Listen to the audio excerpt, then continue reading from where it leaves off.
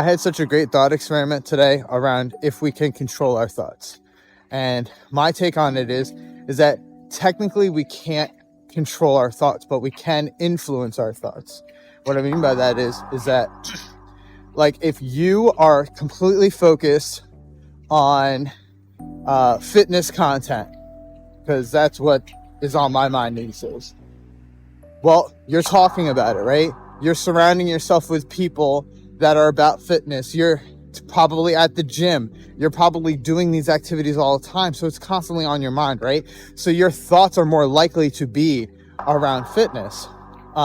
That's as a result of your environments that you put yourself in. Your thoughts, beliefs are not thoughts, but your beliefs and your values up until this point.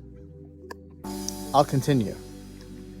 Part two of this is if you're at a point to where, like, so a thought pops into your head, and let's say it's what you perceive as a negative thought, like, oh, like, I can't do this, or I don't want to do this, whatever that case may be. And you want to reframe that to say, well, maybe I can do this. Like, maybe I will do this, right? We have the ability to react and change our thought pattern before it goes down too much into a negative rabbit hole. So if we say, oh, well, like, I can't do this, and then as soon as that thought comes in, it's like, I can do this and I will do this, then we can stop that negative thought pattern from happening dead in its tracks. Instead of saying, I can't do this, and then so I'm not going to start doing this, and I've never been able to do this, and then you just keep going down that negative rabbit hole. So from that standpoint, we can. And when I say we can, I mean we can influence, and then we can react, so we can eventually change the way we think over time. But that requires a lot of practice. It requires a lot of awareness to pay attention to the thoughts that we think.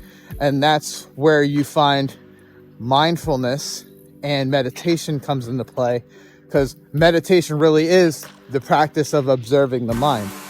And the reason why people do it is because they can close their eyes, reducing external stimulus, so you're not impacted with the world of information around you, because everything we look at is information. When we close our eyes, then we can then just focus on what's happening in the mind, and we can see the thoughts for what they are. And then that helps us do that while our eyes are open and we're in the world, because we've practiced without the external stimulus.